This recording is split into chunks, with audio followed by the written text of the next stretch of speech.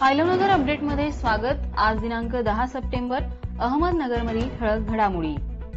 देवभूमीप्रमाणेच अहिल्यानगर भूमीची ओळख व्हावी, महसूल मंत्री राधाकृष्ण विखे पाटील यांचं प्रतिपादन।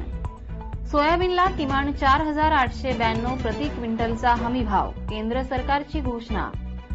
अटल भूजल योजना राज्यातील सर्व जिल्ह्यात राबवण्यासाठी केंद्राकडे पाठपुरावा करणार, मंत्री गुलाबराव पाटील यांचं प्रतिपादन।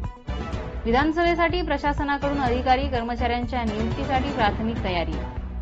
विविध मागण्यांसाठी निळवंडे धरणाचे चाक बंद आंदोलन, अगस्ती कारखान्याच्या उपाध्यक्षा सुनीता भांगरे यांच्यासह शेतकरी आक्रमक। नगर मनमाड रस्त्यावरील अवजड वाहतुकीत बदल, विळद बायपास ते पुनतांबा फाटापर्यंत अवजड वाहतूक पर्यायी मार्गाने वळवली। मुख्यमंत्री योजना दूत अंतर्गत जिल्ह्यातील 1,500 युवकांना रोजगार, राज्यात 50,000 मुख्यमंत्री योजना दूत नेमण्यात येणार। महावितरणचा निर्णय, वीज तोडलेल्या 2 लाख ग्राहकांसाठी अभय योजना सुरू।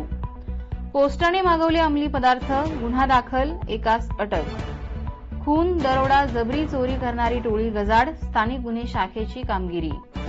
असेच अपडेट्स मिळवण्यासाठी आयलोनगरच्या 77 98 300 400 या नंबरवर मिस कॉल द्या।